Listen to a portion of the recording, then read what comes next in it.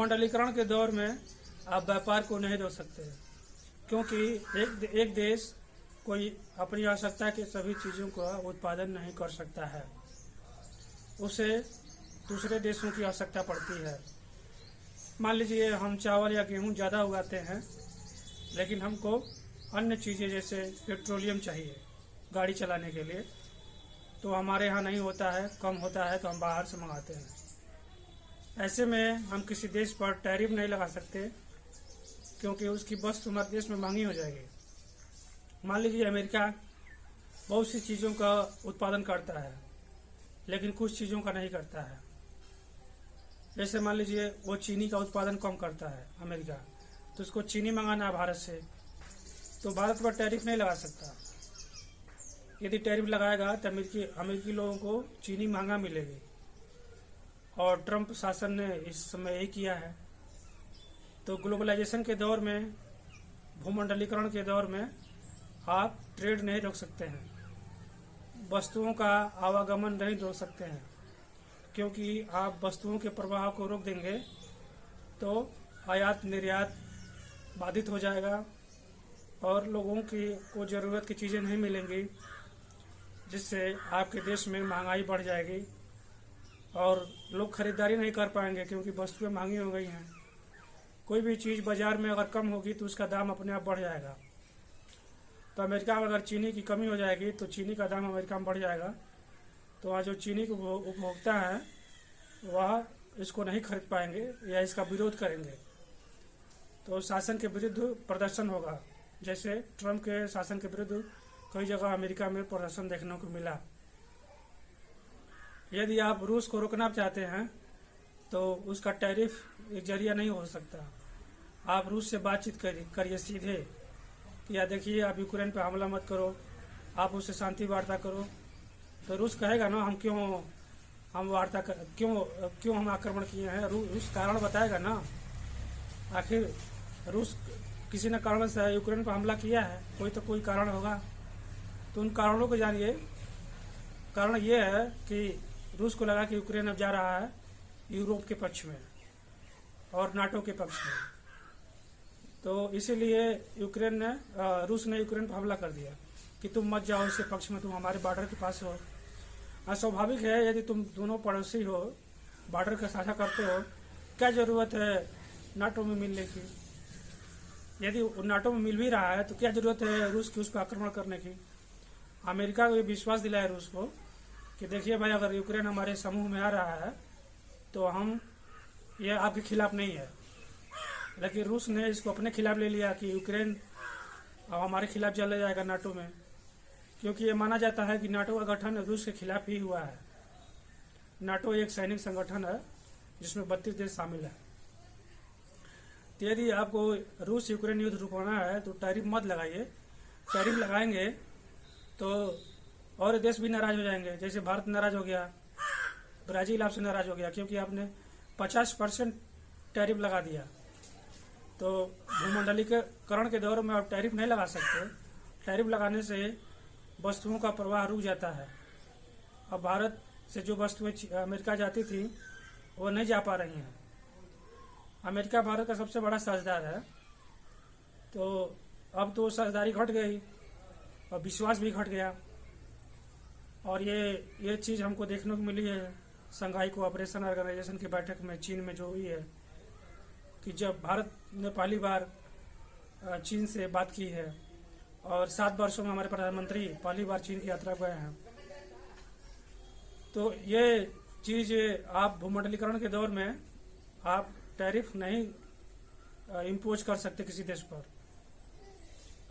Trump जो हैं एक बिजनेसमैन है, उनको राजनीति नहीं आती, तो वो बिजनेस करेंगे, वो बिजनेस के जरिए ही संधि करेंगे। वो कहते हैं कि अगर हम, चूँकि वो बिजनेस की भाषा समझते हैं, इसलिए उन्होंने सीमा शुल्क लगा दिया। टैरिफ यानी सीमा शुल्क। यदि वो अच्छा कूटनीतिज्ञ होते, एक डिप्लोमेसी उनको आती, अगर उसके ज्ञाता होते, तो रूस से भारत पे और ब्राजील पे और देशों पर टैरिफ नहीं लगाते, वो रूस से सीधे वार्ता करते, जो उन्होंने बाद में की। टैरिफ लगाने के बाद वो वार्ता कर रहे हैं। उनको टैरिफ नहीं लगाना चाहिए, उनको सीधे रूस से बात करना चाहिए। देखो भाई, आक्रमण मत करो, क्या जरूरत है, पड़ोसी हो, आपस में मिलकर रहो। तब तब यूक्रेन को भी समझाते, देखो तुम काहे लड़ रहे हो, काहे उस कहो रूस से क्यों मिला कर रहो, बॉर्डर में कोई भी सीमा विवाद है तो उसको आपस में बातचीत से हल करो। ये होता है और अंतिम में यही होगा, बातचीत के द्वारा ही किसी भी समस्या का समाधान होगा। लड़ाई कितना लड़ेंगे, आप जीवन भर नहीं लड़ सकते हैं। तो टैरिफ लगाना सरासर हमारे हिसाब से गलत था, ट्रम्प की भूल थी। उन्होंने इसको बाद में उनका जो शासन प्रशासन है इसको अप्रत्यक्ष रूप से स्वीकार भी किया। तो अभी देखिए, भारत और अमेरिका में टैरिफ की वजह से मनमुटाव बना हुआ है। हालांकि कुछ सकारात्मक संकेत आए हैं, परंतु इस साल वो ट्रंप और हमारे प्रधानमंत्री मोदी की मुलाकात संभव नहीं है, क्योंकि अभी 27 तारीख को हमारे फॉरेन मिनिस्टर न्यूयॉर्क जाएंगे, जहां संयुक्त राष्ट्र संघ की बैठक चल रही है। उसका हर साल सत्र होता है सितंबर के महीने में।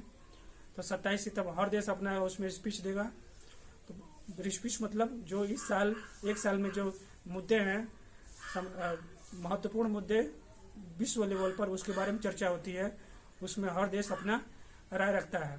तो इस साल के जो प्रमुख मुद्दे हैं, रूस यूक्रेन संघर्ष, इजराइल हमास संघर्ष, मतलब ये कुछ युद्ध से लेकर जो रिलेटेड मुद्दे ही हैं, जिसपे सभी देश अपना राय रखेंगे, अपना नजरिया रखेंगे। तो भारत अपने राय विदेश मंत्री के थ्रू रखेगा 27 सितंबर को। अक्सर ये होता है कि देश का जो प्रधानमंत्री राष्ट्रपति होता है, जो लीडर होता है, मुखिया होता है, वही संयुक्त राष्ट्र संघ को संबोधित करता है। परंतु चूंकि उसका मुख्यालय, संयुक्त राष्ट्र संघ का मुख्यालय न्यूयॉर्क में स्थित है, इसीलिए हमारे प्रधानमंत्री अमेरिका नहीं जाएंगे। क्योंकि अभी साल ट्रंप ने भी क्वाड का जो सम्मेलन नई दिल्ली में होने वाला है, उसको ट्रंप प्रशासन की ओर संकेत आया कि अब ट्रंप नहीं जाएंगे नई दिल्ली भारत के दौरे पर, क्वाड में जो दिसंबर में होने वाली मीटिंग। क्वाड 4 देशों का संगठन है, भारत, ऑस्ट्रेलिया, अमेरिका और जापान। ये 4 देश मिलकर ये स्क्वाड का निर्मित करते हैं। तो ट्रंप ने कैंसिल कर दिया, तो इसलिए हमारे प्रधानमंत्री मोदी ने भी अमेरिकी की यात्रा कैंसिल कर दी और अपने विदेश मंत्री को वहाँ संबोधन के लिए भेज रहा है।